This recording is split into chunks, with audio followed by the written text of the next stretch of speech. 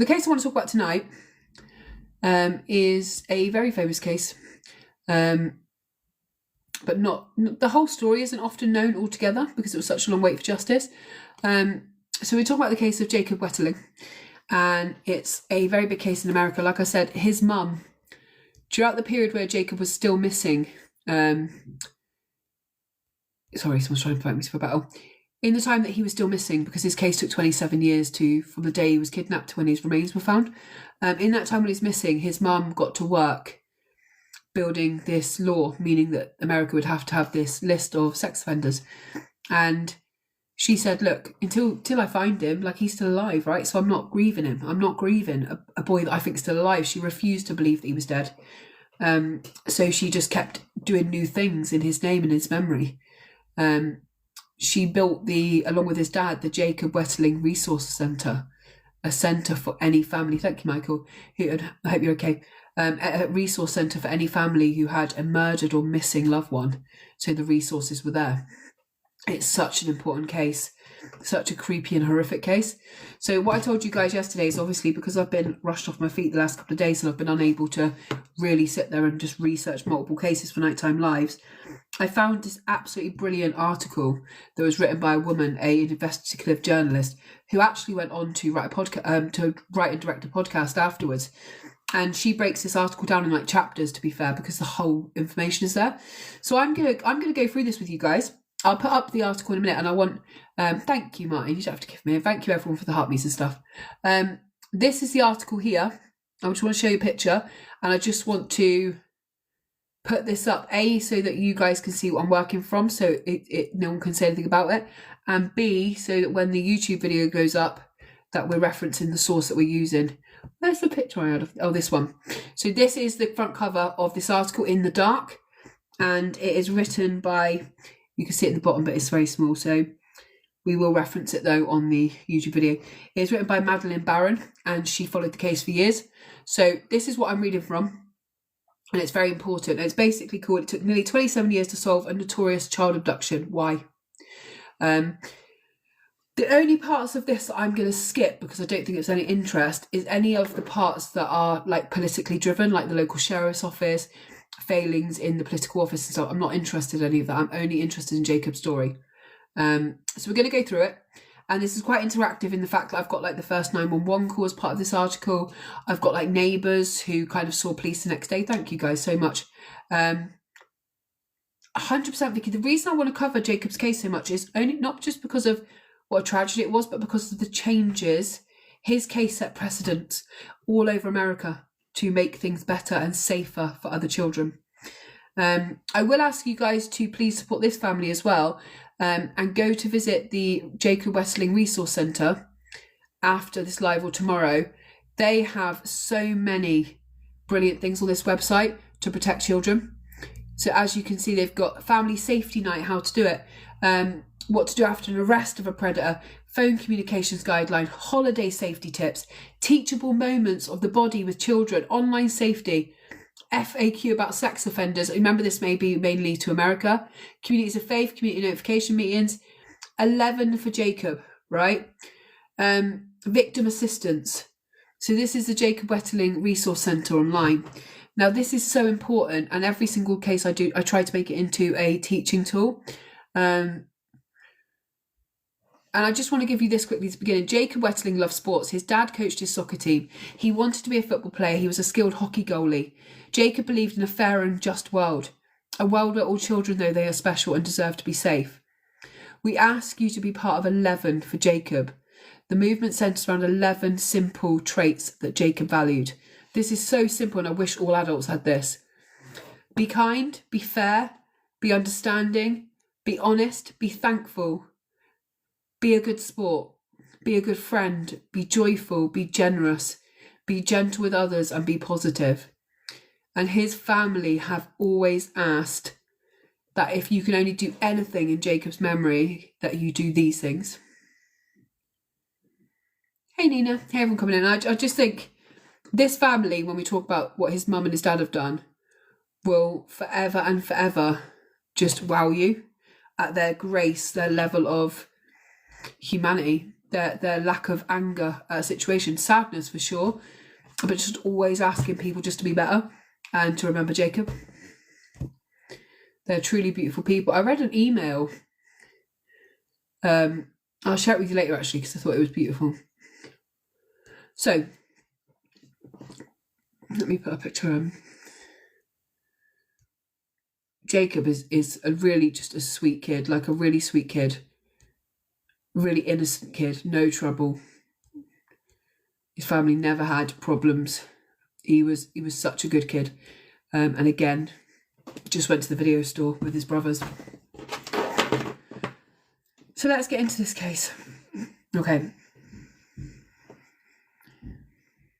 It was around 8:30 p.m. on the October the 22nd of 1989, just starting, when 11-year-old Jacob Wetterling put on his red hockey jacket and left his house on a bike to the video store in the dark with his younger brother and his friend. It was just a short bike ride on a dead-end street that led from the centre, the edge of the small town of St. Joseph in central Minnesota, to the brown spit-level house where Jacob lived with his mum, dad, brother and 2 sisters. But Jacob never made it home. On the way back, a masked man appeared on the road close to his home. He grabbed Jacob and he demanded the other boys take off and don't look back. What happened that night would lead to one of the largest and longest law enforcement investigations in the history of the United States. The case involved nearly 100 officers from the FBI, the State Crime Bureau, the Stearns County Sheriff's Office and the National Guard, along with thousands of volunteers who searched and combed ditches, cornfields all throughout rural Minnesota. The Wetterling case went unsolved for nearly 27 years. I'm not going to get into the rest of that because it just tells you the whole story, and I want to go into the beginning. It talks about this article is focused on the botched investigation, a lot of politics. I'm missing that. Like, unless I think it's valuable to you learn about it, then I'm just going to leave that part because it's long. Since Jacob went missing, this case changed Americans. It changed the way that people parented, especially across the Midwest. They stopped letting their children go outside to play. It fueled a national hysteria over stranger danger. Kids watched public service announcement about not taking rides from strange men in white vans. Parents started fingerprinting their own kids. Schools started fingerprinting kids in case someone snatched them. The panic culminated in a federal law, the Jacob Wetterling Crimes Against Children and Sexual Violent Offender Registration Act. It requires all states to maintain registries of sex offenders to keep track of them. Before, they didn't have to. Over the years, the registries expanded to include people who... so it's included several other people that do things such as urinate outside, and people that text nude photos of themselves to other adults, etc. And Jacob's mum has some problems with some of the things that it's extended to. We'll get into that. One of the things that she has fought against the most is some children had started being placed on those sex offender registries. Now, we do know that there are some pluses to this and some negatives. That's not for today, but now we know there's nearly 1 million people on the sex offenders registry in America. That's about 1 in every 380 people, which is just startling. So we're going to go into chapter 1. So this is Jacob's chapter. Okay. So this is, like I said, this is the work of an investigative journalist who's looked into this case, and that will all be referenced, and I'll put the article up again at the end. She said, I went to meet Jacob's parents, Patty and Jerry Wetterling, early this year, 7 months before the case would be solved. They still lived in the same cosy brown house in St. Joseph and continue to do so now. What? Oh, they're reporting me for weird stuff again to take my gifting away. Whatever. Just mad every night. So, on the front lawn of their house is a string of lights that spell out the word hope. Patty answered the door. She's petite with bright blue eyes and short blonde hair. And she is an absolute force to be reckoned with. Jerry got home a few minutes later to meet me. He's a chiropractor. Patty's a stay-at-home mum that runs the programme for Jacob and finding him. In 1989, the Wetterlings were a young family. Patty was 39 and Jerry was 41. Their 4 children were ages 8 to 13, and the Wetterlings were bright, outgoing, and involved in everything. Jacob was in 6th grade at this time. He was 5 feet tall and skinny with dark brown hair. He had blue eyes like his mum. He loved watching football and playing hockey and watching baseball with his friends. He pretended to be a sports announcer. He would pretend he had a microphone and he would talk over the games when he would watch TV with his dad. He wanted to be a vet when he grew up. He loved animals. His dad, Jerry, said Jacob was very passionate. Whatever he went on to do, he would do it 100%. And he would be really into what he did. I will in a minute, Lulu. Jacob, so his dad just says, look, whatever he went on to do, he would have been absolutely amazing at it. He said Jacob joked around a lot. Patty recalled how Jacob had persuaded them to get a puppy after he broke his arm. And he just told his mum, my arm's not going to hurt if I have a puppy. If I don't have a puppy, I'm going to keep concentrating on my arm. And she gave in and got him a puppy. He would spend hours trying to teach his little puppy new tricks, like drinking out of the water bowl, rolling over on the floor, and he loved doing all of that. He loved to play with his young brothers and sisters. His youngest sister, Carmen, had 2 imaginary friends, and Jacob used to talk to both of them like he could really see them. And he was such a good sibling to his siblings. His mum said he was just a good spirit. Everything about him was a good spirit. Now, on October the 22nd, 1989, it was a Sunday, but the kids were off to school. They were off school the next day, so there was some kind of teaching training day. Now, by late October, that part of Minnesota is normally on its way into winter. And this day was in the 70s, so it was a surprise day, really hot, really bright. So all the kids were outside playing football, running around. There was a polka dot festival in town to take its type of dance. And the town of St. Joseph was home to about 3,000 people. It was considered a safe place to live. Kids rode their bikes everywhere. And the kids would build fires, they would fish, they would build forts, they were doing amazing stuff. So the morning that we're talking about, which is the really important part, is October the 22nd, 1989. It's a Sunday. Now, that morning, Jacob and his dad, Jerry, went fishing. They came back home and everybody watched the Minnesota Vikings play the Detroit Lions. Later, as a family, they went to an indoor ice skating rink.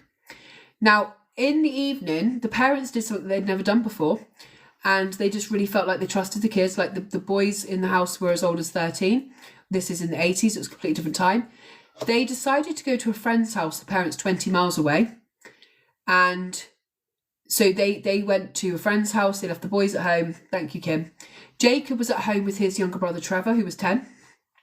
And his younger sister, Carmen, who was 8. His best friend, Aaron Larson, come to stay at the family's home as well. So there's 3 boys. And there is also, so you've got 11-year-old, 10-year-old, the 8-year-old's at home, and Aaron Larson, who's also 11 at the home. And they ate pizza, they hung out, and at some point the boys decide, against their parents' wishes at this point, to ride 2 blocks to the local video store and rent a video to watch. Thank you guys for all the heartme's. Now, they do the right thing, and they phone their parents at the party house, a dinner party they've gone to. Now, Patty says straight away, no, you're not going out, it's dark. Thank you, guys. Then Trevor asked to talk to his dad instead. And we always see this in a family, right? Thank you, Chel. It's either one way or the other, right? My dad was the easy one. My mum was the one no, you ain't going out, it's dark.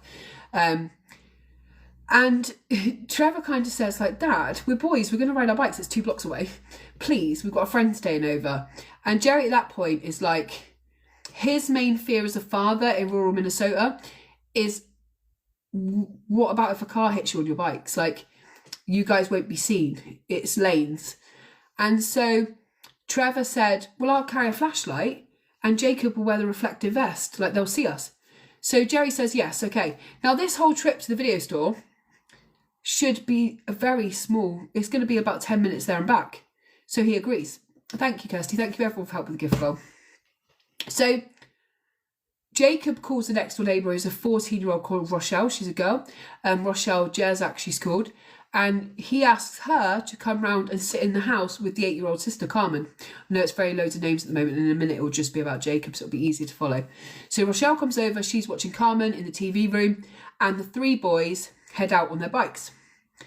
The route the boys took was pretty simple. They were going to the Tom Thumb store, which, like I said, is a 15-minute ride there and back on their bikes. Now, All that's in between the house and the video store is lanes, cornfields and woods. There's a very few brick houses along that route. As they bike up the road, the boys passed a long gravel driveway, and I'll show you a picture of this actual area where this all takes place. So this is the area here, and as you can imagine, it's dark. It's pitch black. They've got a flashlight. We're talking a very rural area. Thank you, guys. Now, at some point close to a driveway, just along the side of here, they hear like a rustling sound. They go to the Tom Thumb store, they rent the Naked Gun movie, which tell you the time it is, and then they head back home. They pass the first few blocks of houses and the lights of the town and all the video store and that fade. They bike past the woods, past the cornfields, and they're on the sidewalk here where there's no street lights. And the only light they see at that point is the light from Trevor's flashlight. And they are literally about 1.5 minutes away from home. All of a sudden, a man appears from the dark and starts walking towards them. He's dressed all in black and he is massive, much bigger compared to these young lads. His face is covered with some kind of mask, and the boys to this day say, like, we don't know what it was covered with, but we know it was covered with some kind of fabric. He tells them that he has a gun, and he orders all three of them to lie down in a ditch. And this, thank you, Kelly, thank you, Erica, this would have been terrifying. These boys were so protected, so loved by their parents, had never seen anything like this before.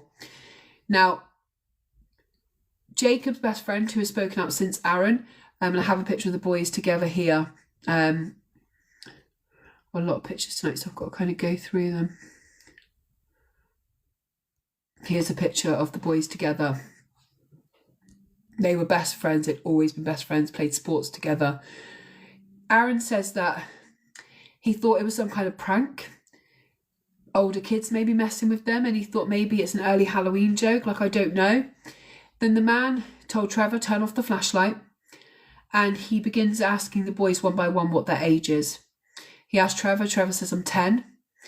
So the man says to Trevor, right, stand up and run as fast as you can into the woods or I will shoot you dead. Next, the man turns to Aaron and asks his age. Aaron says 11, and the man grabs Aaron in the private parts, gropes him, and then asks Jacob his age, and he says 11. The man then says to Aaron, run as fast as you can into the woods or I will shoot you. And Aaron takes off running, terrified, thinking that Jacob will follow. By the time they looked back, the man and Jacob were gone. It was 9:20 p.m. and Jacob would never be seen again.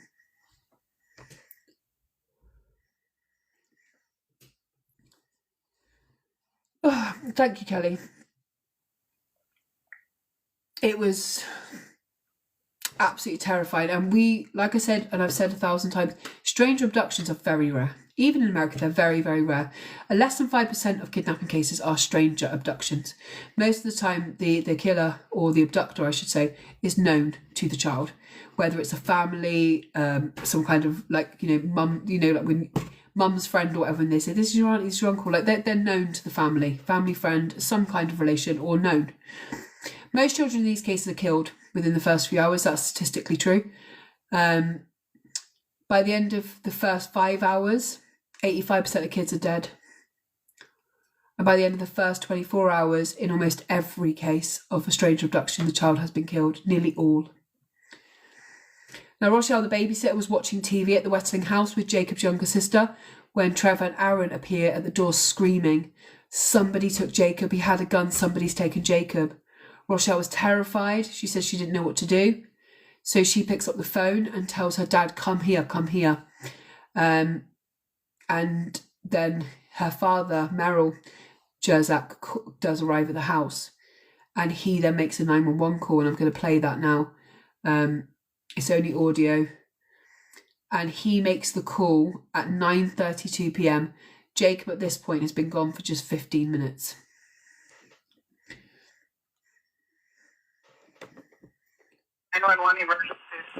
This is Merlin Jerzak calling from 29458 Kiwi Court in St. Joel. out in the township. I'm right now next door to my neighbors, the Jacob Wetterling family. That's where you're going. And some of their boys went down to Tom Thumb to pick up a movie, and on their way back, someone stopped them. We believe that they have one of the boys because one of the boys did not come back with them. Okay, were they picked up in a vehicle? Just a second, I'll ask boys, was there a vehicle there, or was he walking? They didn't see a vehicle. This person appeared on the road when they were bicycling back home. And they don't know where the other friend is at? They don't know where their brother and friend is at. So we're missing two people? They're just missing one. Did they see the individual at all? Yes, they did. Did you see the individual at all? He had a mask on. The other dispatcher right now is dispatching the squad to where you're at right now, okay? In the meantime, I want to compile as much information as I can. What is your name again, sir? My name is Merlin Jerzak. But I am at my neighbor's. And that's Dr. Jerry Wetterling. That's Dr. Jerry Wetterling. Send them to where we have the screen at, okay? How old is the individual that has not returned? How old is Jacob? 11. It's Jacob, right? And he's Yes, 11. Jacob Wetterling. What was Jacob last seen wearing? What was Jacob wearing? 11-year-old boy. The male party did have a mask on. No vehicle seen. He was wearing a red hockey jacket that had police department on it. And it has his name on it. Police department written in the back? Police department is on the back. In white letters. In white letters. Where was the last time they seen Jacob? Jacob, where were you at the last time?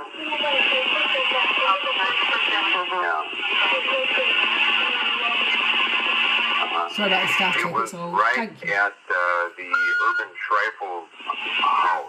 Hang on just a second. I'm going to be talking with the officer. 2576 and 78 additional. Thanks, Male party did have a mask on. They're missing one juvenile, 11-year-old Jacob. Last seen wearing a red hockey jacket. Should have in white lettering in back. Police department.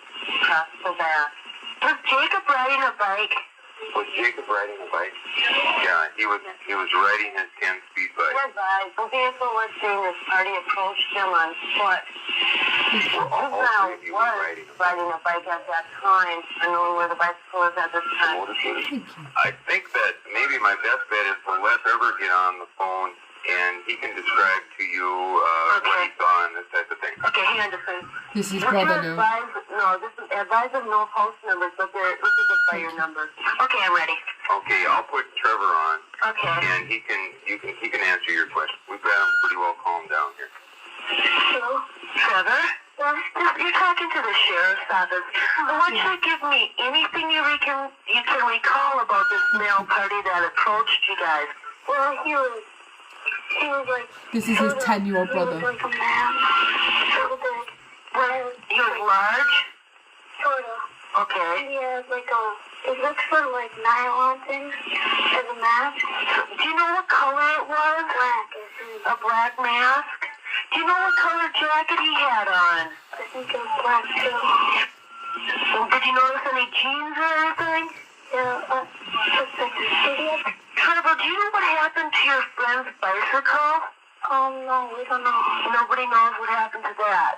Thank you. Because we had to just like run off into the woods. Okay, you guys ran off into the woods, but nobody knows what happened to Jacob, right? Yeah. Can you think of anything else? Did the guy have... What? Did the guy have a deep voice? Anything like that you can remember? Did he have like a... Trevor, he had a cold sort of. Can you tell me how big, compared to your dad or somebody, how big would you say this guy was? He was about the size of Merle, the guy that you just talked to. Okay, same height, same weight? Yeah, that type of thing? And he had on a black mask and a black jacket. Do you know if the jacket was leather or nylon? Does it have anything written on it?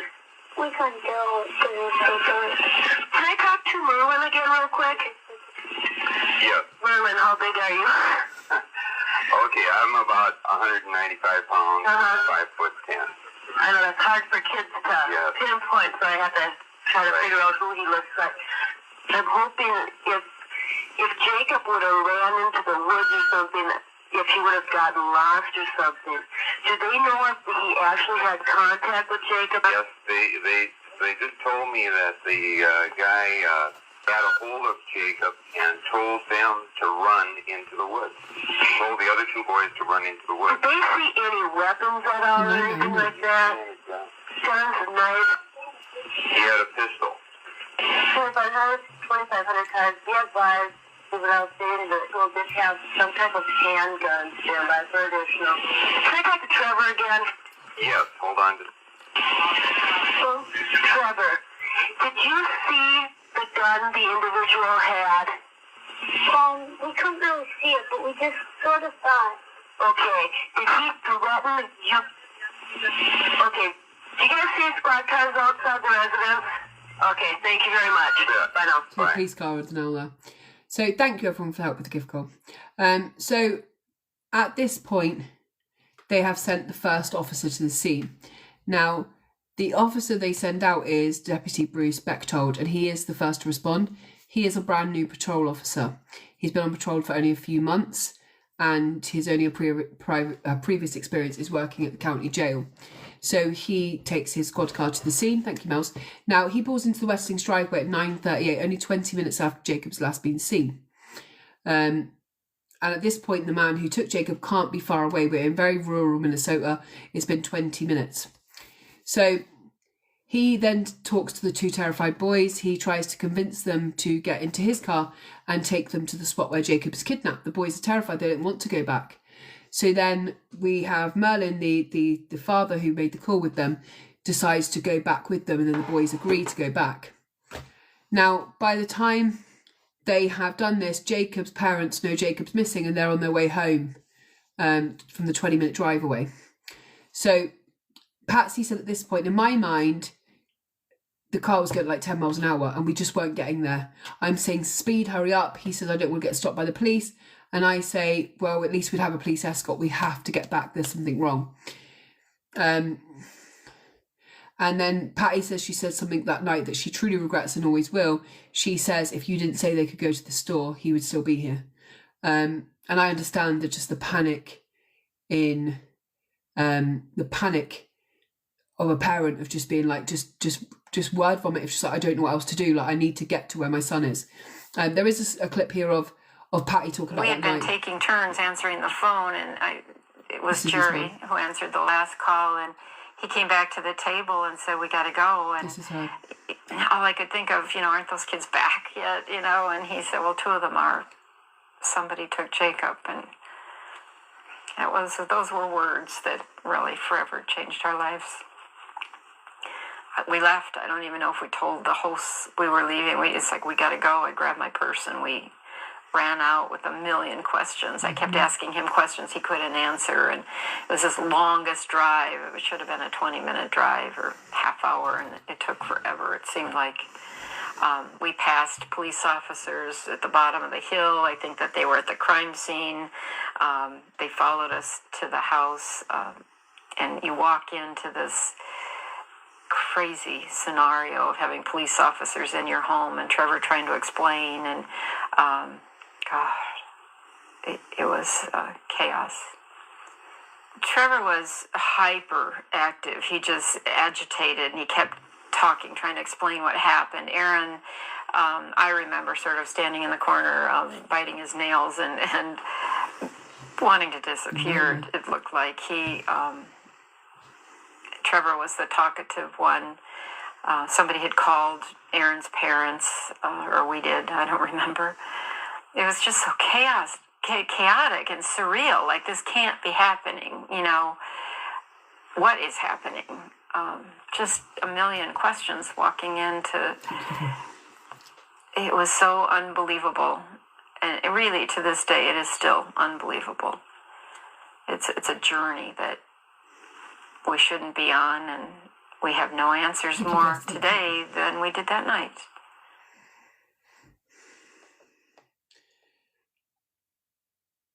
So At this point, the investigators from the county sheriff's department, they sit the boys down at the kitchen table, well, the parents on the way back. They spend a further 15 minutes, thank you, Michelle, discussing with this boys, like, are you guys sure this isn't a joke? They think the boys are playing a prank on them. And they waste this 20 minutes then trying to get the story out of the boys. And the boys are like, Jacob's gone. So instead of like thinking like, let's see if we can find Jacob now and try and find a car on this rural road, they will antagonise the boys, thank you, Summer, and make sure it's not a prank. Now, child abduction is one of the rarest crimes. It almost never happens. And the police officers say, look, hi, AJR. Thank you, Kirsty. They said it sounded more like a nightmare than a real life. Patsy remembers the officers asking the boy, remembers them asking the boys questions like, are you sure you weren't playing with a gun and you shot Jacob and you're afraid? Thank you, Nina. Are you sure Jacob just didn't run away? You're trying to buy him some time? Are you sure this isn't a prank? Are you sure that Jacob isn't hiding in the woods to get your parents back for going out for the night? And the boys are like, no, someone really took Jacob. Now, the case fell under the jurisdiction of the Sheriff's Office, and the agency that handles most major crimes is actually outside of their jurisdiction, but they, for a long time, did not accept the help. Thank you, Cheryl. And we know in these cases that these small towns are not equipped. And it's not even their own fault. Like, they have no history in these kind of cases because they happen so rarely. So from the very beginning, this was very flawed. I can't believe it. Thank you, everyone. Now, we know that Stearns County is a collection of small towns surrounded by farmland and cornfields, so they aren't really ready for this kind of major crime. Now, the sheriff was a 62-year-old named Charlie Graft, and the sheriff wore brown pants like a normal sheriff outfit, the shiny badge, the boots, the hat. It was very kind of 1980s. He had 37 years experience, and we know that back when he first started, there was no 911. There was no 911. The number didn't exist. There was no radio dispatched. It was local police numbers. And he would just drive round on patrol just because there was kind of no crimes going on. So we're talking about very small towns and a big lack of crime experience.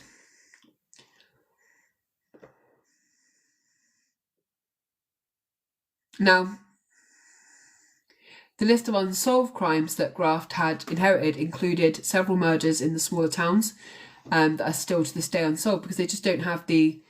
I think it said somewhere he had 1.6 million for that whole sheriff, that whole area as a budget for the whole year for investigators for everything.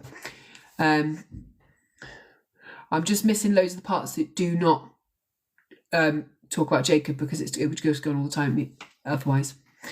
Now, the one case that they'd had just before Jacob's that had been really kind of screwed up was a case of a single mum named Alice Huling who lived with her 4 children. And there was a man one night who entered their rural farmhouse. He cut the phone line, went into Alice's bedroom, and he beat her to death with some kind of heavy object. He then shot and killed her and killed 3 of her children in their beds.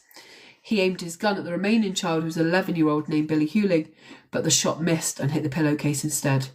And Billy kept still, played dead, and so the man left. Now, the first officer in this case called to the scene, Nina, was Jim Kostreba, and he was the first officer called to the scene, and he would later go on to work on the Jacob Wetterling case and be elected the sheriff during the tenure of this case. Now, just to go into this case, he says when he walked into the house that night of the Huling residence, he found the 3 children dead, their mother dead, and he ended up fluffing this whole case up. Like, he missed the perpetrator. It was so obvious at the time. I'm not going to go into this case too much because it will absolutely take us off of Jacob's case. But he was just overwhelmed with this case. He had no way of solving. He didn't have the experience to do it. Now, I'm going to leave that, but this is the case he come off of, the Huling case, which he hadn't solved, that he'd let the perpetrator go. And the way that he'd run this case was so obviously strange. So the main suspect, the man that would end up being convicted of it much later on, he was brought in for an interview. and they had found one of these children's toys in the back of his car. Now, this man in the interview is 27 and goes, "Oh, it must be my grandkids." And the police are like, "You're 27, you've got grandkids?" He's like, "No, I'm their uncle. They're my sister's kids." And he's like, "Well, your sister's kids have left a toy in your car. Can we ask them?" And he's like, No, they're my stepsister's kids, which would be like my step niece and nephew. And they just never chased it up. They just let him go. And years later, he'd be convicted for the crime. And there was just loads of small town issues like that was happening that shouldn't have happened. When they had the guy right there, right then, all of the evidence, and it just added to the list of unsolved cases. And I will cover that case at some point. So this graft and this other police officer who had failed in that case so badly get to the road where Jacob's gone missing that night around 10 p.m. He tries to reassure Jacob's parents, and then he summons volunteers to go in to look into the woods and find out if they can find Jacob. By the time firefighters arrived to help with the search, it was around 10:45 and Jacob had been missing for about 90 minutes. Now, when you have someone missing, the circle's very small, right? Jacob's in the middle of rural Minnesota, and within that first 20 minutes, he can't have got very far, right? The search area is very small. By the time you've questioned these boys, you've questioned their parents, you've left it till searchers get there, the circle's got massive. And Jacob could be anywhere. And that's the reason why we say within the first 5 hours of a child being abducted in a strange abduction, they're likely to be dead. You have to go. You have to literally just work to get them back, forget everything else, and just bring them home. And if they are just runaways, if they are just missing, you haven't missed that key opportunity. Ed Merkling, one of the firefighters who searched that night, said they walked in a straight line, one next to each other, about an arm's length apart. They thought that the individuals and Jacob would be in the wooded area, and they tried to flush them out, but they'd already left. They found these tyre tracks, which was one of the only bits of evidence they ever had. I do have pictures, I'm just going to get them up. These tyre tracks here was one of the only things they found left right next to where Jacob's red bike would be found, and where the boys had said that Jacob had been abducted from. Hey, Phoenix. The long gravel driveway next to where these track marks were found led right down to a farmhouse at the end that would be owned by a 33-year-old man and his mother called Dan Rassia. He was home alone, and he'll become important next part of the case. Now, he was upstairs in his bedroom, he says around 9 p.m. when the abduction took place, organising his record collection. So one's a close-up and then one's like down to the farmhouse. He peered outside and he says he did see a car coming down his driveway. It was a small and dark car with the headlights were close together, and he didn't get a good look at the driver. He watched as a car turned around in their driveway and headed back towards the main road, and then he went to bed. He had no idea an abduction had happened.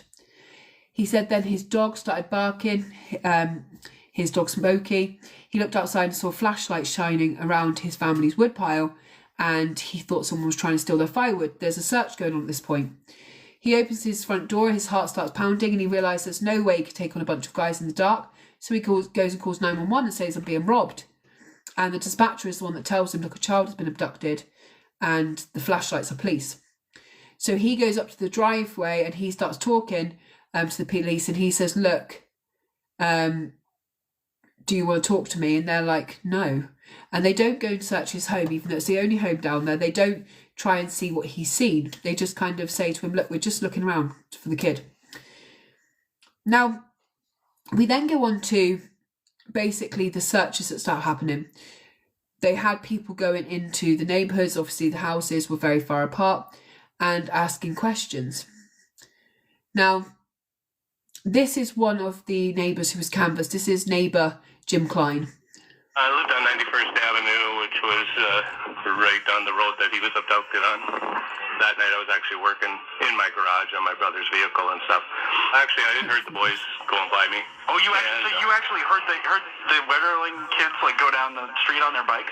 Right, they actually weren't even riding their bikes, they were walking them at that time, coming back from the convenience store or whatever. So he sees them just before. Just walked right outside my garage. I just happened to be walking outside right while they were going by and, recognized who it was, but that was about it. Wow, so you were probably like one of the last people to see him. I did take a drive up that road later on and didn't see nothing, after the fact, after it happened, but I didn't see anything at that time. So when did you go driving up and down the road? That was like later that night? Yeah, it was a while after the boys left, but before the helicopters were coming and all that stuff. So Wow. I think I was just about done with. So this man, he saw them that night. He saw them seconds before the abduction, and yet he wasn't interviewed by police for 2 weeks. No one knocked on his door, no one asked him questions, no one wanted to talk to him. So this information was lost for the first 2 weeks. With what I was doing on that vehicle when they came through, so it was probably only, like I say, about a half an hour later. And when did you hear about the abduction? Not till, either later that day or the next day. We knew something was wrong because the helicopters and stuff were flying around a little bit later that night. Talk about the other law enforcement presence. I mean, were people going around knocking on doors? What was happening with that?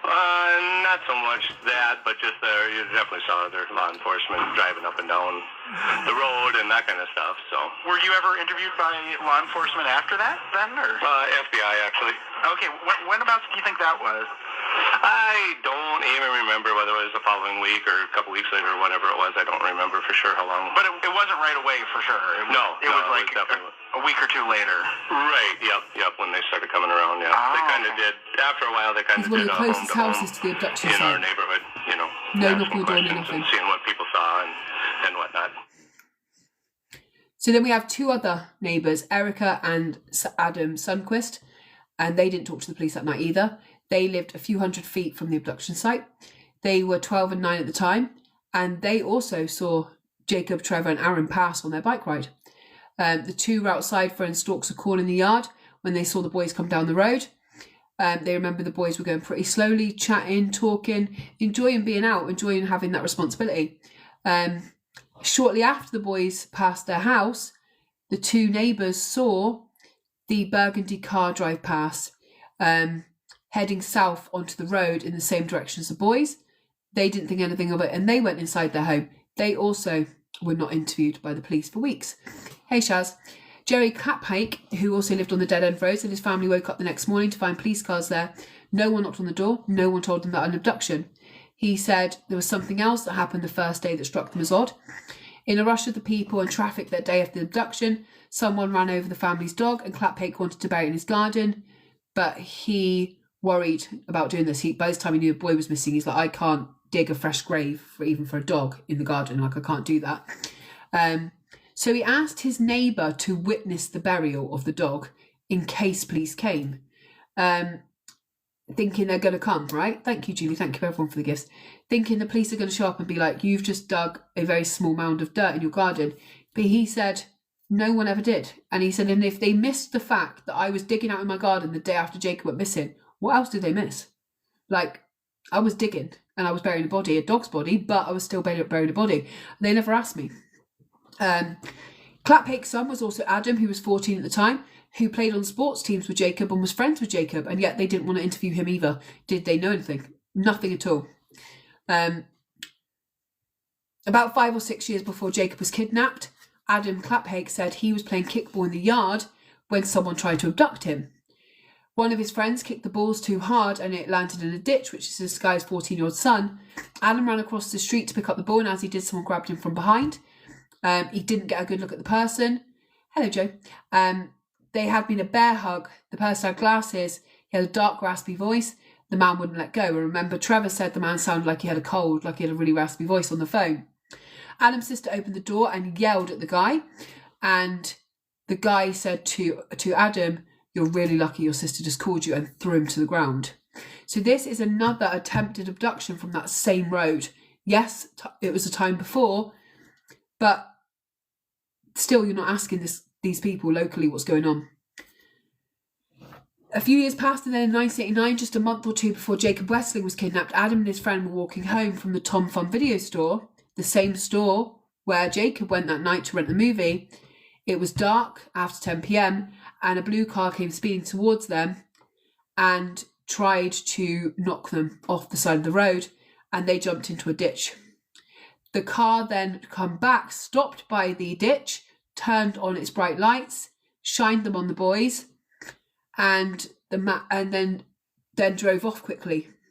So it looked like he was looking for these boys that night and couldn't spot them. But no one in law enforcement came to talk to Adam to ask about any of these things. And even though the family had reported both these instances to police, These were not tied to it. Years passed, but Adam Claphake couldn't get the story out of his head. And he kind of was secretly thinking to himself, maybe it was the same guy that took Jacob, but he didn't have the confidence to kind of put that together as a child. And the police didn't come and ask any questions to kind of get that out of him. In 2004, 15 years after Jacob went missing, Adam Claphake took a day off work and went to talk to a detective in the Stearns County Sheriff's Office. He wanted to remind the men in the police station, the investigators, about the man who had chased him, the man who tried to grab him. And he said detectives even then did not seem interested. He said, I remember leaving out of there just thinking, they don't care. Like, they don't care. They don't want to fix this. They don't want to solve this case. He said it totally slipped through the cracks and now it's too late. The search on the night of the abduction was a failure. No Jacob, no kidnapper, no clothing left behind, no car. At 3 a.m, investigators made a big decision. They called off the search for Jacob. He'd been missing just 6 hours. After just 6 hours in a rural area full of cornfields, after 6 hours they'd already given up. As the days passed, it grew to a circle that was so big because of the lack of investigation. He could have been in the United States, in another part of the United States, in Canada, or he could have been in the world. They had no idea. They had missed their chance to find Jacob, and it would take nearly 27 years to find his remains. Now,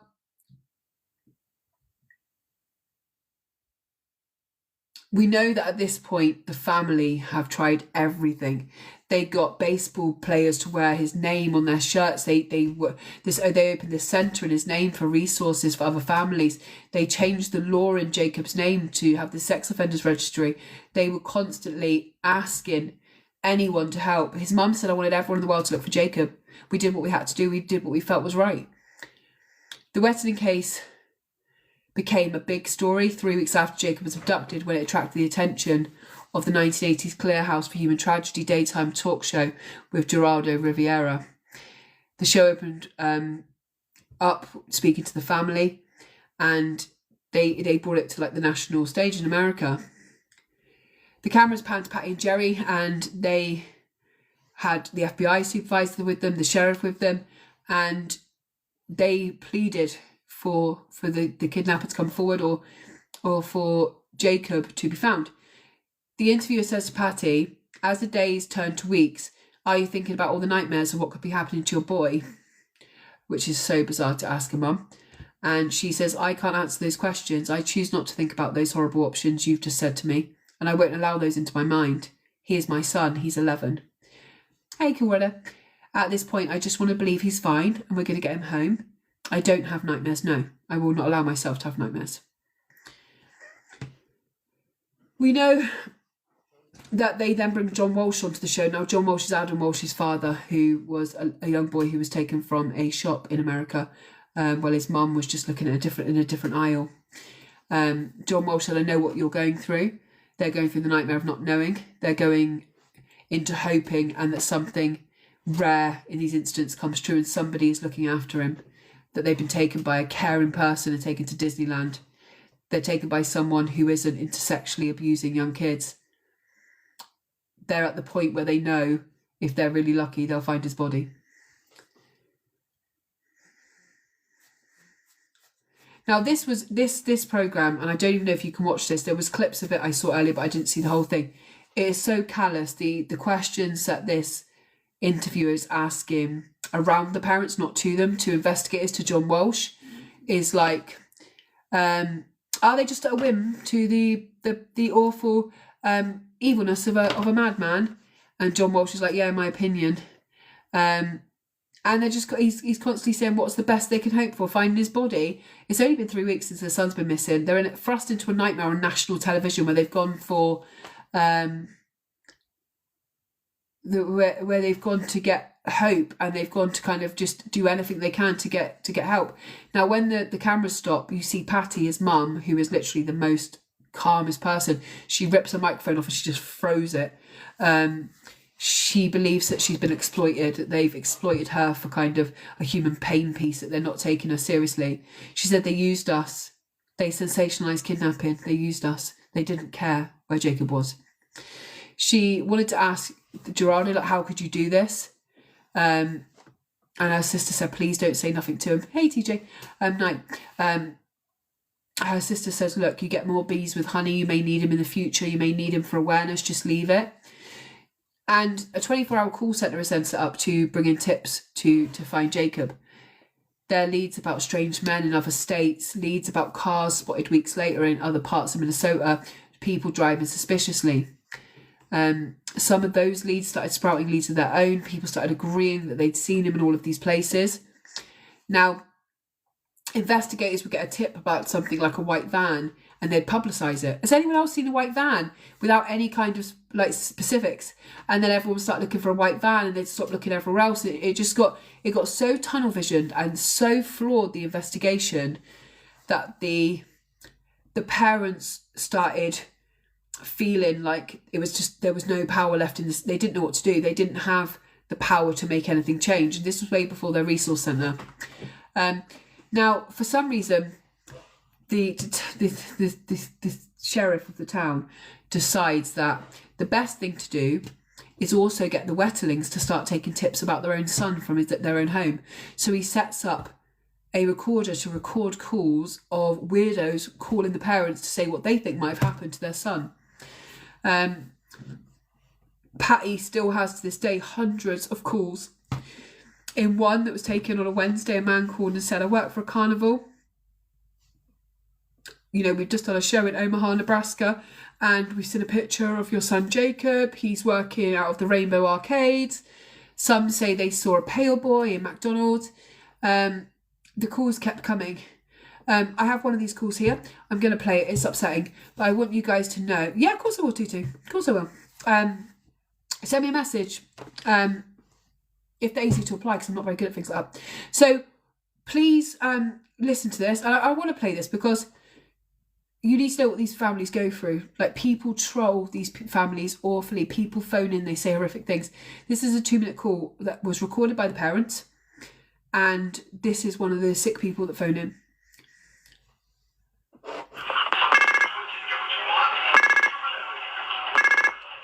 you have 10 cents credit on your overtime, ma'am. Thank you for using AT&T. Go ahead, please. Hello? Hello? Hello, who is this? Have you got our letters? Oh, you have to tell me more. I get thousands of letters. Yes, I know it. I want to ask you a question right quick. Okay. Is there anybody in your family, either side, with their legs off? Not that I know of. I see. One of the men that got your son don't have no legs. I know what the man that abducted your son looks like and everything.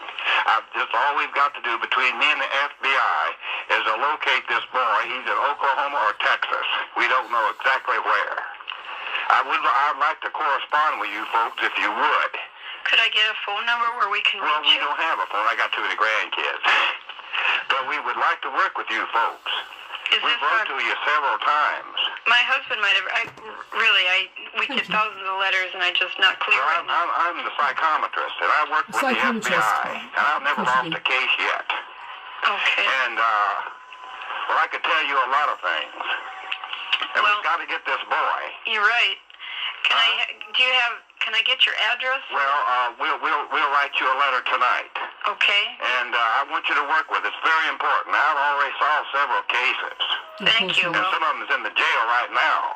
Great. I hope that. And I am a psychic and one of the best. Good. And I just felt that I could get you on the phone tonight. I'm really glad that I did. I am too. Because I tell you, we've got to get this boy. Well, Now, one of them, I am sick to death of seeing what this man has done to this boy. The legless man.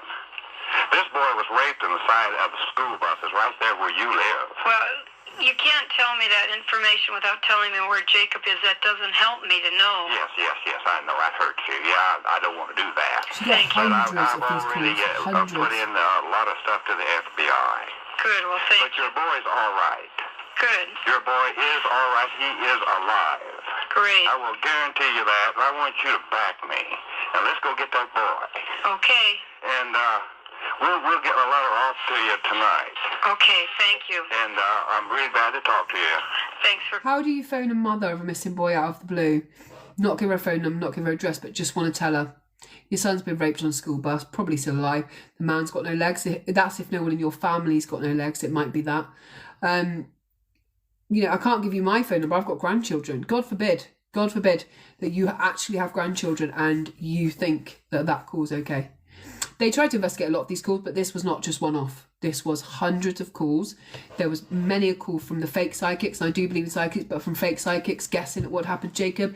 You had the people that claimed they had him, the people that asked for ransom, people that were saying that they would go abductor hunting, that, you know, he may get caught in the crossfire, but they were going to try and get him. Patty said at one point she would spend 8 hours a day on the phone to these people. Just talking all night long, just hoping that one person that may be telling them would have some information that may prove to bring Jacob home, alive or dead at this point. She was desperate. She was constantly talking to people who just did not, just did it for no other reason. Now, at this point, we go into, this has been years at this point. We're going to go to a guy called Danny Heinrich. Now, on the night of October the 22nd, 1989, a 26-year-old man named Danny Heinrich got into his car, a dark blue Ford 1982 Expedition, and drove to the town of St. Joseph, where the Wetterlings lived.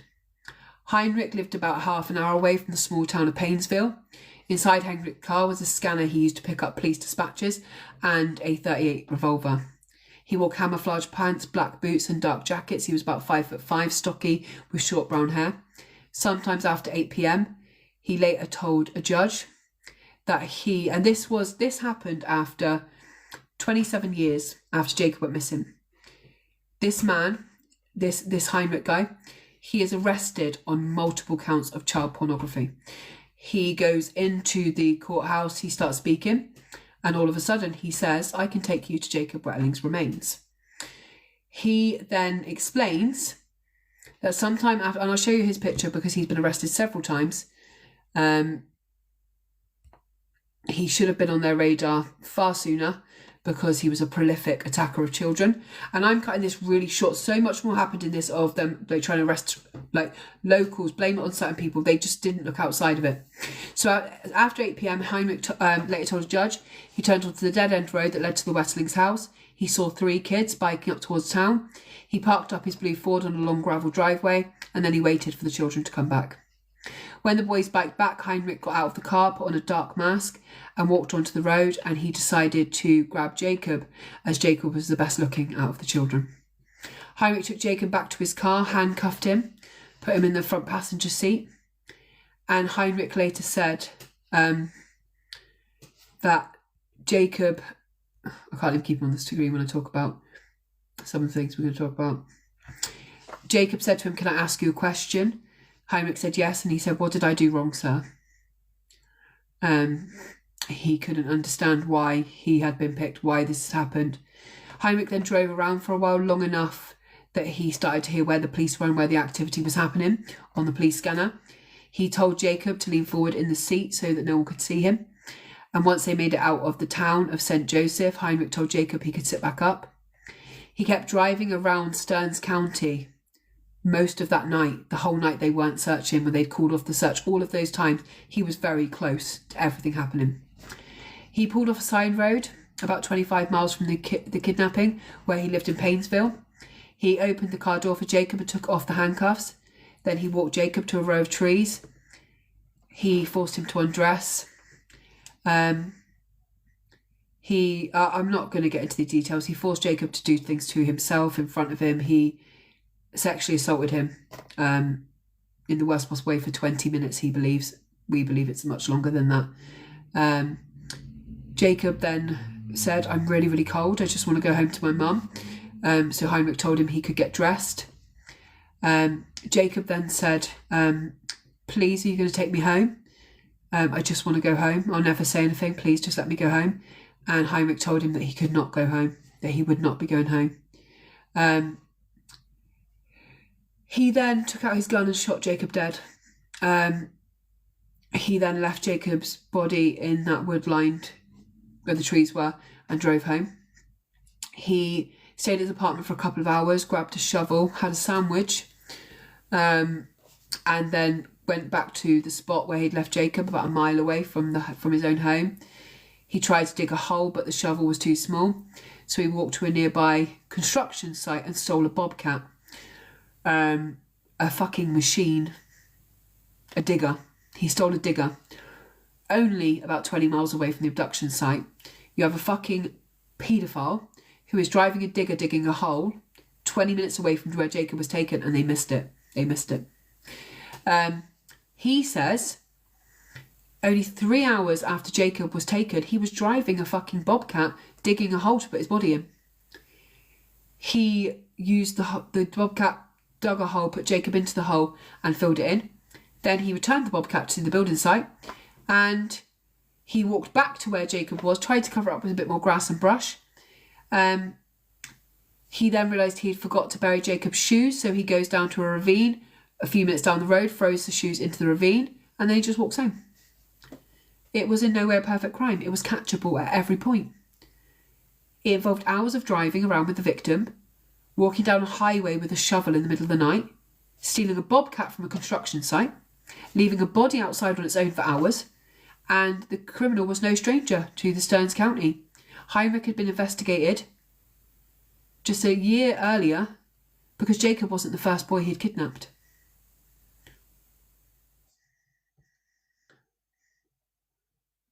Which brings us to a man of the name of Jed Shiel. Now, he, at the time of this interview, is 40, and he lives in a peaceful existence with his big dog, who he's called Bear for protection. And when he was a kid, something horrific happened to him. He grew up in the small town of Cold Spring, just 10 miles south of where Jacob went missing from. And on the night of January the 13th, 1989, 9 months before Jacob was kidnapped, Jed, who was 12 at the time, was ice skating with a bunch of his friends. When they finished, they went to get some ice cream melts, like, lemonade with the ice cream in the float. And him and his best friend Corey start walking home together. They get to around 9 p.m. and they live in opposite directions.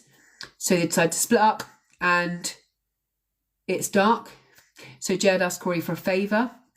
And Corey says all these years later, he looked at me and said, "Can you please walk home with me? It's dark." It's the first time he's ever asked it. And Corey's like, "No, I got to go home too." So Jed is on his own. He walks along the side. A man in a blue car pulls up. The man stops, asks Jed for directions. Then he grabs him by the shoulders, forces him into the car, tells him he has a gun. He's not afraid to use it. The man then tells Jed to lie down in the back of the truck. He tells him to pull his hat over his eyes, and he at the same time is following the same MO. He's listening to the police scanner. He literally is listening to where the police are, making sure that they're not anywhere near him. He drives for 15 minutes. Then he parks a car where these train lines are, and the man climbs into the back seat. He sexually assaults and rapes Jed. And when it's over, he says to Jed, "I'm going to keep your jeans and underwear for my own pleasure." He gives him a snowsuit to put back on over, a snowsuit he was wearing over his clothes. It's Jed's. He then drives Jed back into town, and he says, "If you ever tell anyone what happened to you, or anyone comes and finds me, I'll come back and I'll kill you and your family." And then he just drops him off. And Jed does go home. He does tell his family. They do report it to the police.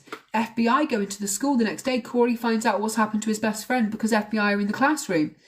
And Corey says at this time, even though he was with his best friend shortly before this happened, minutes before, the FBI never interviewed him. They don't ask him a single question. And the case goes very cold. But Jed has described the man as short, maybe 5-6 inches tall, stocky, about 170 pounds, wear army boots, camouflage fatigues, military-style watch. He says his voice is deep and raspy. He drives a dark blue car. He gives them a sketch that he's drawn of what he thinks the guy that took him looks like. I have that here. He draws 3 very different sketches because people locally have seen the man in the blue car. So this is the one he kind of does, and then other people add to it. Jed tries to take the police to retrace the route the man drove that night, and they ended up off the spot off the Highway 23 in between Cold Springs, where Jed lived, and a small town called Painesville. 3 days later, after Jed was assaulted, deputies from the Stearns County Sheriff come up with a suspect, a man named Danny Heinrich. At the time, Heinrich is 25. He is about 5'6". He is stocky. He drives a blue car. Investigators put together a photo lineup, which I've got the lineup here actually, of Heinrich and 5 men. This is him here. He's right on the edge here. Now, so this is the lineup that they give the victim. Now, Jed, who is very traumatized, who has been raped as a child, picks out 2 guys. He says it's definitely either him or him. I don't know. He's traumatized, and the guy's wearing a mask. So prosecutors don't charge anyone. They don't do any further investigating. They don't try to look into it any further. They're just like, well, if you can't pick. So at this point, Jacob Wetterling's case and Jed's case are completely not linked to each other. Neither is solved. And they completely ignore the fact that actually Jacob is now missing. And this sounds very similar to an MO used by someone who's just done this.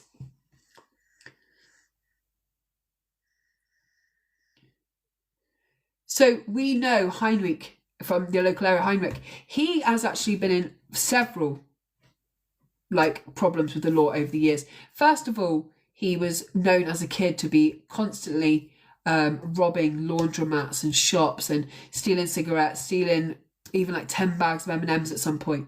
He is constantly in trouble with the courts. It says on his early court paperwork he's a difficult accepting authority in social relationships. He needs to be treated for emotional problems. His friends kind of recall him back at the time saying that he was a freak, a very shaky, weird kid, always seemed to have a nervous disposition. He is very strange.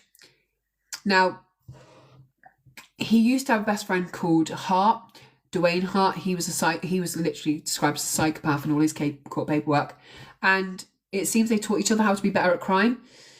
Then Heinrich then starts going on to sex crimes. And him and Hart apparently would have a favourite spot where they would take boys, get them drunk, and then sexually assault them just outside of Painesville.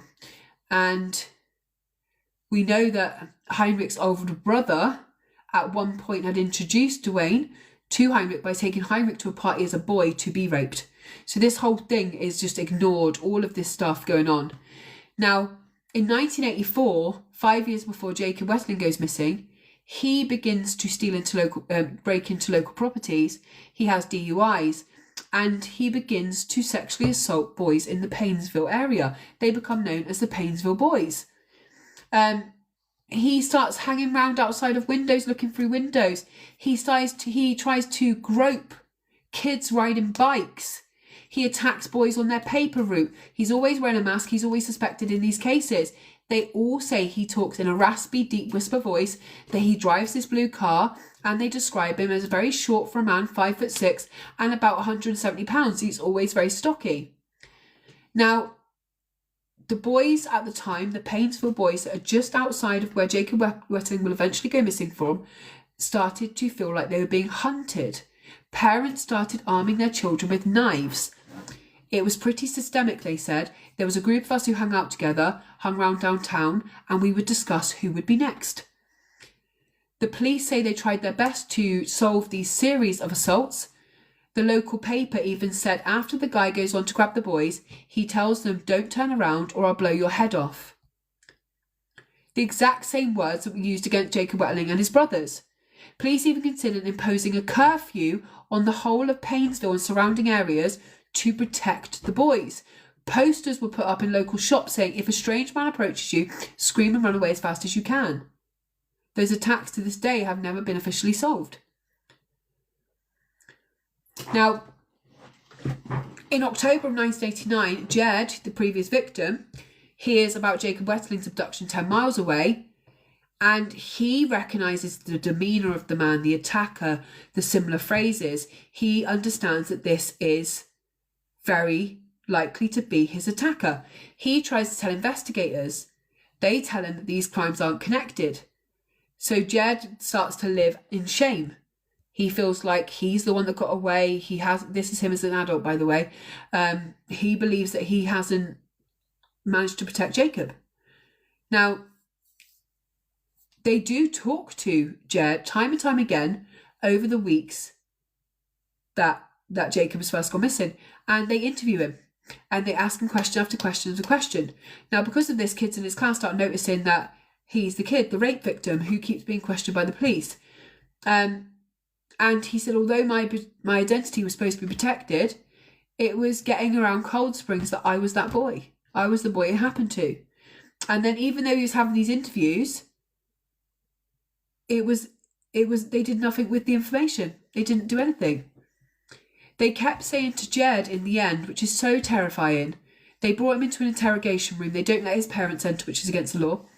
And they tell him, you know who this killer is. You know who has Jacob Wetterling. And he's like, I don't know who the man is. I've given you as much information as I know. I can describe his voice. I know kind of what he looks like. And he just keeps breaking down in tears, and they keep saying to him, like, almost as if he's a part of it, almost as if he's helped to take Jacob Wetterling. And it makes no sense. They push and push and push. And he just doesn't have that information. He doesn't have the information. Now, in December of 1989, the top FBI agents in the case, Jeff Jama, held a news conference. And he does kind of say that he believes the Painesville cases, the Cold Spring boy that they call Jed, and also Jacob may be connected.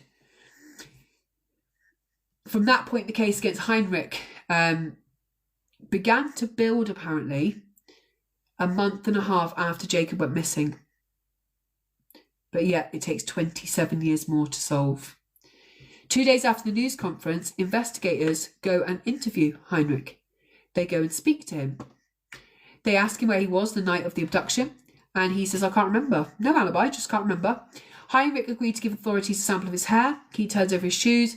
He even shows them his tire tracks to see if they can compare them. They get the results back. Thank you guys for the gift. Thank you, Sarah. They get the results back and they decide that the shoe prints and the tire prints look very likely to be from Heinrich. But they go, it's just promising. It's not a slam dunk. They have Jed, this victim, this child victim, they take him and make him sit in different cars that belong to this fucking bastard. And they're like, does that feel like the car you were raped in? And I just can't imagine at what point they thought that traumatizing and breaking down Jed was worth it to find another victim. At what point do we swap? Like, oh, we'll break your spirit to find this boy's. It was horrible. And the parents thought it wasn't an option because this is the FBI, right? And they want to help find Jacob. Thank you, Michelle. And Jed says to this day, like, I thought everything I was doing would bring Jacob home. So I did it because I really thought that they were taking what I was saying seriously. It was going to add to something. They said they went on to watch Heinrich for weeks. Authorities got a search warrant for Heinrich's father's house, where Heinrich said he had moved around the time Jacob was kidnapped. They found black boots, camouflage pants, 2 radio scanners. Thank you, Kelly. Thank you, everyone, for the gifts, guys. They found several locked trunks. Inside of those trunks, they found pictures of boys in their underwear, pictures of boys coming out of showers. Heinrich objected to the officers taking his photographs away. And the investigators let him keep the photos. Can you get your head around that? They find locked trunks as in chests, with pictures of children. And he says, don't take my photos. So they say, okay, keep them. And then he burns them as soon as they leave.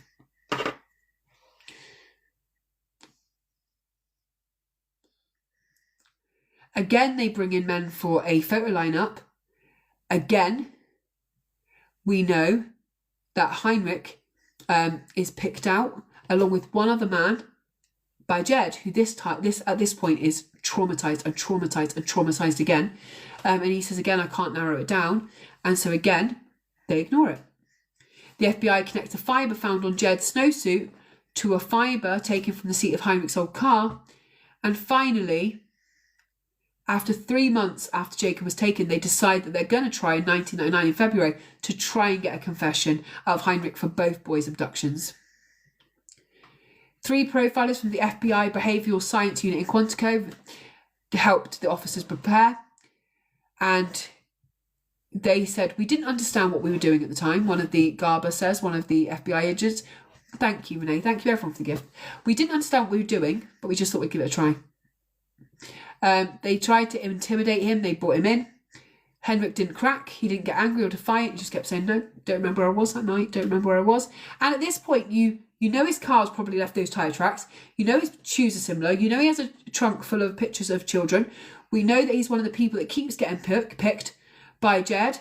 We know about his connection to the Painesville boys, which is very likely he's involved. And still, they just kept going. We've done everything we could at that point. Now, they keep at this point, although there are some suspicions, they keep missing the connection to him and the Painesville boys, the boys that kept getting attacked. And this will take years. And this will actually take a woman who writes blogs online to start investigating this case. Now, Jacob's mum says, look, this woman absolutely is one of the reasons why we have some answers here. We know this woman. She wrote one post. Her name is Joy Baker. And she wrote about a recent development in the Jacob Wetterling case from a couple of years ago. That led to people coming forward to telling her more information. And she starts kind of linking him to the Painesville cases and saying to the police, like, why have you not made this connection? And at this point, they start making connections. She reaches out to Jed to hear his story for one of the first times, the Cold Springs boy. And she then begins sharing what he's saying rather than having it covered up or manipulated by the police. And people start coming forward. New information starts being given to her. One of the boys who was attacked in Painesville says, I grabbed the assailant's hat, my DNA should be on it. Thank you, Mish. And they start getting things together. Now, at this point, Danny Heinrich, it's about 2010, and he is being named as a possible suspect, although it's been years at this point. He is facing unrelated child pornography charges in federal court at this point. And DNA now has been proven that the DNA on the sweatshirt of Jed, after all these years, matches Heinrich. And at this point, they go, actually, maybe he's not a person of interest, maybe he's a suspect. And it really takes for this lady who's just a blogger. She has no crime experience. She is more of a writer than anything. She likes to write about, things going on in America, cases that are happening locally to her. But she doesn't write solely about crime. The first crime case she's ever written about is the case of Jacob Wetterling, which just absolutely blows my mind. So they, at this point, just start to kind of give him a wide berth. They just go about their life. They don't really seem to do much to kind of keep him in custody or even get any more confessions. He's just denied it, won't give them an alibi, and they're just like, okay. About a year after Jacob was kidnapped, Danny Heinrich admits he went for a walk one night around midnight to a spot a third of a mile south outside of downtown Painesville where he'd buried Jacob. He hasn't said what led to him going back that night, but he says he bought a flashlight, a garbage bag, and a collapsible shovel. He shines the flashlight over the grave, and he sees that Jacob's jersey, his red jacket, is sticking out of the ground. He sees that Jacob's bones are laying on the ground on top of soil. He grabs the jacket and as many of the bones he can carry, he puts them into a garbage bag, and he starts digging a second grave for Jacob Wetterling. He moves the body a year after.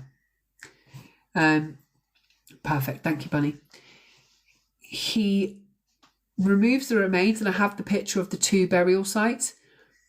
He removes the remains. I've got 2 maps. I just want to see where they are. I think it's this one, is it? Yes. So if you look on this map here, He lives here. The top one is the first burial site. Then he moves him across the highway to the second burial site, where Jacob would not be found for another 26 years.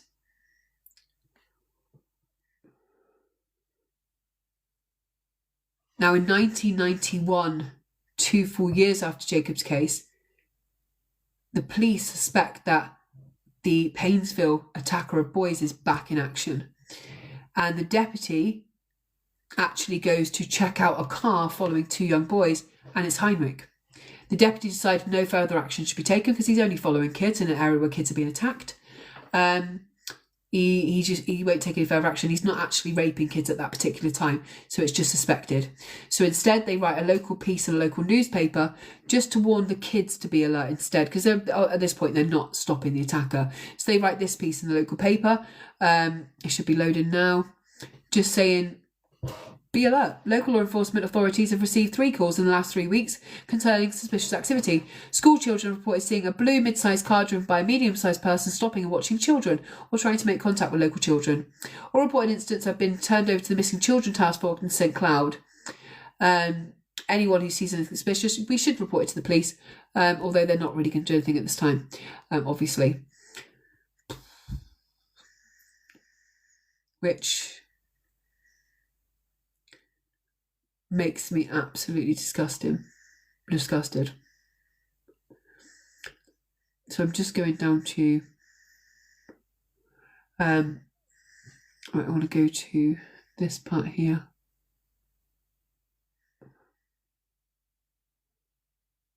So this person who wrote this article, which again I'll quote at the end of this article, at the end of this live, a month before the Wetterling case would finally be solved, she goes to talk to Sheriff Sanna for the podcast she's making. And they kind of even say then, like, can I ask, like, who's your main suspect? At that time, they say Dan Rassier is the main suspect. He's the man that lived down the end of the farmhouse, down the bottom of that, down the part of the path where he got taken. And they don't really have any reason apart from local rumour, as kind of over the years, that he's an odd man, he's a bit of an odd bod. And this man's life gets ruined. The task force, the FBI, everyone focus on this Dan Rassier guy. And I haven't even gone into it now because it would take me another 5 lives, and he is innocent. And I just don't think we should be putting his life apart with, in hindsight, of what we know. This is the guy. And they kind of make his life hell. They keep giving him polygraphs. They keep asking him questions. And he said, like I said, I was doing my record collection that night. I did see a car. My dog was barking. You didn't ask me that night, so I didn't tell you. I just saw you on my property with all these flashlights.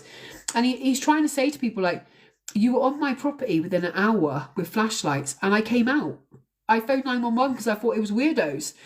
So if I had Jacob Wetterling in my home at that time, A, it'd be your fault you didn't find him. You didn't even come in my house. You didn't search and ask me nothing. But B, why would I call the police? And because they didn't have anything else, they just kind of went for him, which is really, really unfortunate. Now, I want to go to the Wetterling case would remain unsolved for nearly 27 years. Jacob's parents, Patty and Jerry, knew at a certain point it was unlikely that their boy was alive, but held out hope. Like I said, they've had lights this whole time, spell out hope on their front yard. That hat fan thing. That hat fan thing is so bloody annoying. Please stop. The hat fan thing. Okay. Quite easy. Jed, Cheryl, the boy who had been kidnapped a few months before Jacob, grew up and moved to Alaska to work for a gold prospecting company. He moved back to Painesville, got married, raised kids and got divorced. About 3 years ago, he finally learned of the Painesville assaults in the 80s. He had no idea. He had moved away at that time for his family to protect him. He couldn't believe it when a local blogger named Joy Baker phoned him and asked about his experience. What's a hat fan thing? So have I got a fan on my head or something that I can't see? Cheryl realised that all of these crimes, his abduction, the abduction of Jacob, the assaults on the boys of Painfield, were all the work of one sick man. He had an idea. He could try to find all of the men in Painesville who were assaulted and ask them what they remembered, because he was still so stuck on helping. The heart thing's on my head. What am I supposed to do? if we talk about Jacob, that's what's really getting to you, and you need to check up from the neck up. So this is a boy who was a victim of rape of this absolute bastard, and he's the one who's like, let me come back. Yeah, mute them anyway. Do you know what I mean? We're talking about a little boy and you're getting annoyed by that. What do you want me to do with it? I'm thankful for everyone. So he comes back to Painesville and he starts looking for victims that he can ask some questions, and he's like, for this last time, he's going to try and solve where Jacob went, because he got to live. So he remembers something an older boy had told him. Look out for Chester the molester. At the time, Cheryl thought it was a joke, but now he wasn't so sure. He went back and asked the man what he meant, and the man told him that Chester the molester was a nickname of a real man who had jumped out of bushes in kids' yards and touched kids. When Jed asked him what the man's name was and whose nickname that belonged to and who the kids were, the man's like, I don't know what the man's real name is. I just know he went by Chester the molester, but I do know some of the kids that were attacked. So Jed says, you just start with your own story and you just say, look, I was attacked in Painesville. I want to ask you some questions. And one boy after another, who were now men, started coming forward in the name of Jacob to share their experiences with this man who had either attacked, sexually assaulted or raped boys in that area throughout that period. Now, Jed, who is a true hero in this story, and I see such a survivor's guilt in him. He felt so guilty that he was let go, and Jacob asked his attacker, can I go home? And he was told no, he won't be going home before he was shot. And those things really weighed on him. He said in this interview, like, I feel like I was Jacob's only hope. I got to have kids, I got to get married. Thank you guys for the gifts. Finally, after about 2 or 3 years after this, investigators went back and started looking at the information collated by this victim, and they took another close look at Danny Heinrich, the man who had been suspected of kidnapping Jed all along for 30 years. The investigation moved quickly. Authorities still had Jed's clothing samples from his assault, a hair sample from Heinrich, and they sent both to the lab for testing. And the results came back that the man who had raped Jed all those years ago by DNA match was Danny Heinrich. Authorities told him about this match, like, we finally have him. And they said to him, look, we've got this DNA match. Jed breaks down and cries, and they say, sorry, it's too late for a charge. It's been 30 years. Statute of limitations gone. And Jed is like angry. He's like, I've worked all of these years to get you to listen. I told you that this was the man, and you ignored it, and you ignored it, and you ignored it. I've worked hard to get here to find answers, and I don't get a prosecution. I don't get that. It's not fair. Then Jed, who is Jed's twin brother, who only just comes in this part of the story, he is furious. It affects him really bad in his life. He says, we lived there the whole time, and he's just down the fucking road. For all the years I'm wondering, not knowing, but my brother told you. He told you. He told you about the car. He told you about his voice. He told you all of this. Now, the evidence didn't lead to any charges, but they did use this DNA to get a search warrant for the Heinrich house again to look for evidence of Jacob. And on July the 28th, 2015, investigators found 4 bins of boys' clothing in Heinrich's basement and a set of handcuffs in the drawer in the kitchen next to rolls of duct tape. They also found dozens of VHS tapes that had been filmed by Heinrich in his own house of abuse. Also videos of him filming local youngsters ice skating, delivering newspapers, playing in playgrounds, riding bikes, all boys. In some of the videos, really creepy videos, he could be seen dropping coins on a set of stairs and waiting for boys to come and pick it up and bend over. He recorded videos of himself giving a tour of his home. He focuses on the safe where there's loads of images of children found. Investigators eventually find in this man, who should have been a suspect in a key investigation for all these years, 30 years, 19 full binders of child pornography. And a whole computer full of disgusting, sickening images. Some images were homemade. Several of them were made by taking taken a 1970s high school yearbook and combining them with images of children offline. So he'd taken kids that he'd liked from his hometown, taken their faces and then put it onto the bodies of abuse victims online. During the search of his home, Heinrich said, "I just want to warn you guys, I'm a dirty old man." And at that point, he was faced with federal charges of 25 counts of possession and receipts of child porn. He spent nearly a year in jail waiting trial. 3 weeks before the trial was set to begin, his lawyers helped him to arrange a very unusual plea deal. Heinrich would publicly confess to the kidnap and murder of Jacob Wetterling, and he would take them to Jacob's remains. Right. So this is what he offered, right? He would plead guilty to the kidnap of Jacob and Jed, as long as they did not charge him with kidnap and other cases, and he would not get charged with murdering Jacob. And they had to drop all but one of the corn charges, and they would never ask him about the Painesville victims or any other crimes. He would plead guilty to one count of corn and would serve 17 to 20 years in prison, but they would have to release him after that. And they took the deal. Without asking the family, they took the deal that they would never charge him with Jacob's murder, that they would never question about all the other children who had been raped or sexually abused over the years. In September, let me just go to here a minute.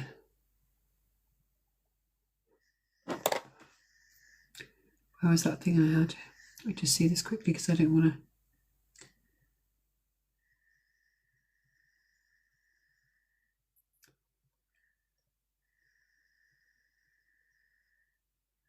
Fucking bastard who got away with it for all those years,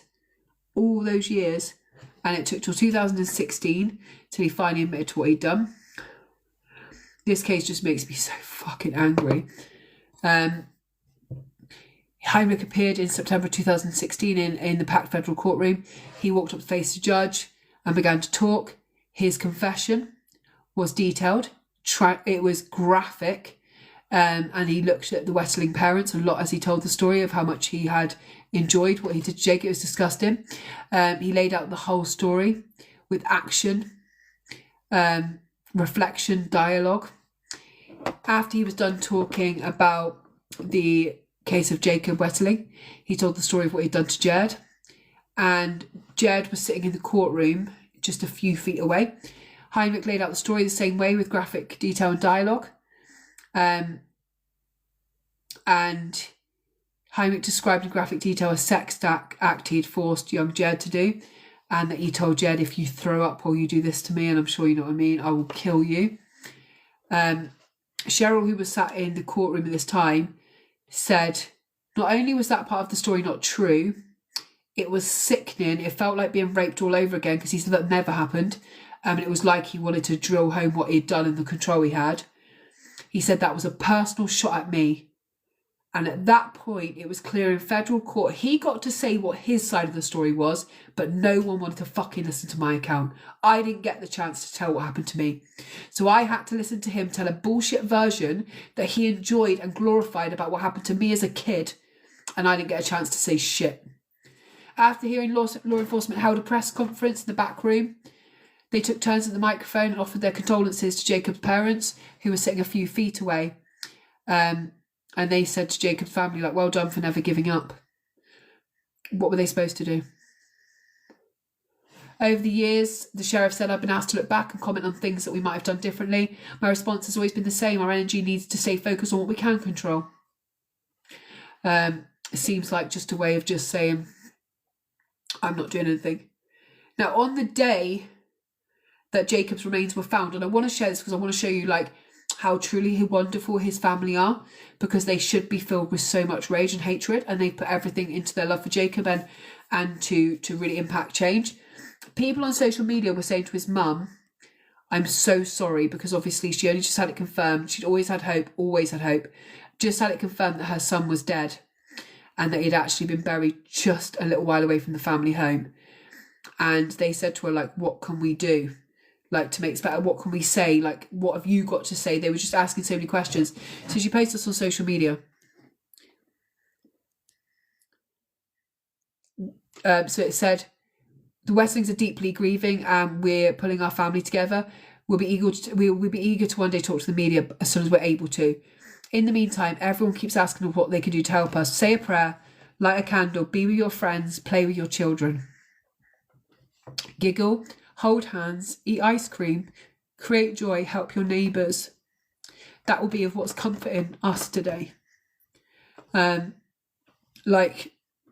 She just asked that, and she just asked that they will light a candle for Jacob.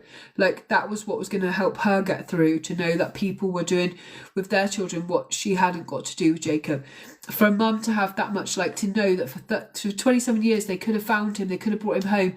Even on the day when he went back, the year after he was buried, and his bones were laid on top of the surface, and his red shirt that had the Wetterling written on the back and had the police academy written on the front was laying on top of the soil. Why aren't you searching that fucking area? Why aren't you still looking? Like, why ain't anyone looking for him? How did the predator, the pervert that did this to him, be the one to stumble on his remains on top of the soil? How was that missed?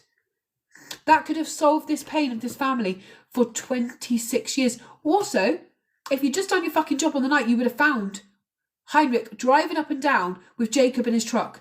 The boys described this man to you. You knew that he would have been very close. You could have saved his life. That precious little boy turned to this predator and said, what did I do wrong? Like, why am I here? What did I do wrong? And then just said, I'm cold. Can I go home and see my mum? And you told him to his face, like, no, you ain't going home. You don't get to go home. I absolutely cannot believe that this has been the outcome. All of these missed opportunities, this family could have had peace. What Patty, his mum, has done in Jacob's name has changed the whole of America forever.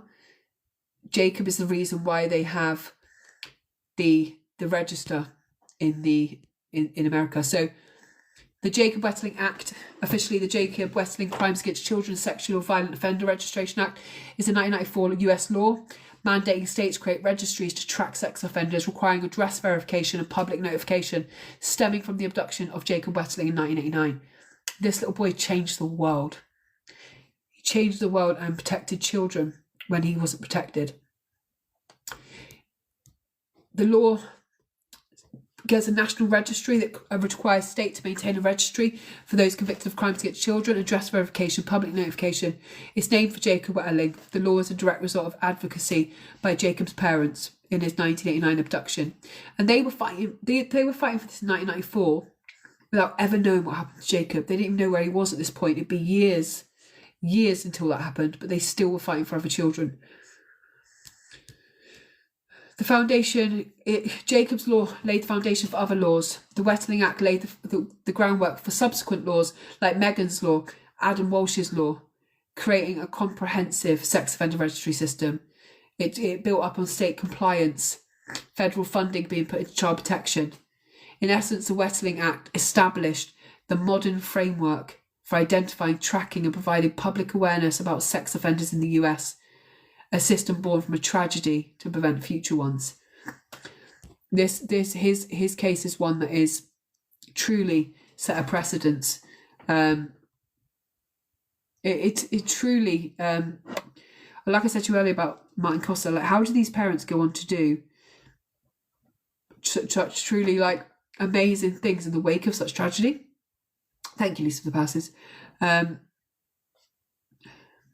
His mum is absolutely amazing. Like, I can't even tell you. She's on every kind of child protection board going, on sexual crimes prevention boards. She's won awards. Like, she's just every single day. And his dad as well does amazing things. They have sports camps for kids. They literally have Jacob's 11, which should be used in schools and in every situation all over America. They ask for just 11 things from people, adults and children, in Jacob's name: to be fair, to be kind, be understanding, be honest, be thankful, Be a good sport, be a good friend, be joyous, be generous, be gentle with others and be positive. She says these were the 11 traits that meant the most to her and Jacob, and the things that he showed to his brothers, sisters and friends. And I think what a beautiful legacy for a little boy to be an inspiration into other people's kindness. Now we know that the latest news we're kind of hearing, and one of the programs would be really good to watch if you're interested, like someone just said, what changes can be made in this part of the world when they failed so much. So we know that the new 2020 episode that was out in 2023 looked into Jacob's case, and the parents were asking investigators and the FBI, etc., to answer why all these failings, why did it take, the abduction of an 11-year-old boy, which would come on to be one of the biggest mysteries of the state when it was solvable that very night. How do you call off a search 6 hours into the search for an 11-year-old who was last seen being threatened by a man with a gun? It's not like we're thinking like, well, maybe he'll be somewhere safe. We just don't. This is what he looked like. Look at his evil eyebrows. Hang on. He got away with murder by that deal. He got away with murder because he only had to plead guilty to kidnapping.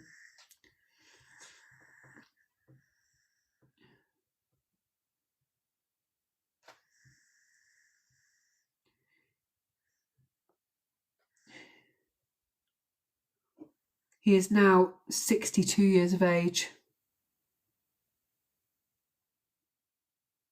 He was sentenced at 53. He'll be out in his early 70s. Early 70s, he's 62 now. For some reason, the ones that deserve to die the most tend not to.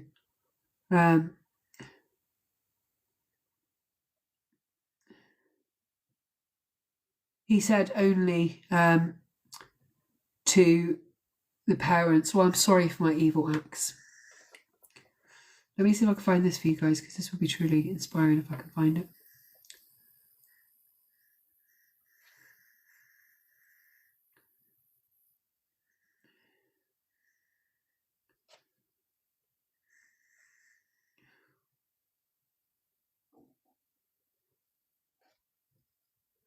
There's Bowers.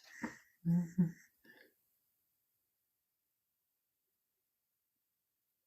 There's only a 3-minute clip about them, his mum. Jacob Wetterling's family confronted his kidnapper and killer in court today, giving emotional, heartfelt testimony. The judge sentenced 53-year-old Danny Heinrich to 20 years in prison for receiving child pornography. I cut my hair last night, didn't I? Serving his time, Heinrich will be released and must register as a sex offender. We're not doing well here, are we? Punishment is part of a plea deal in exchange for confessing and finally leading investigators to Jacob's remains.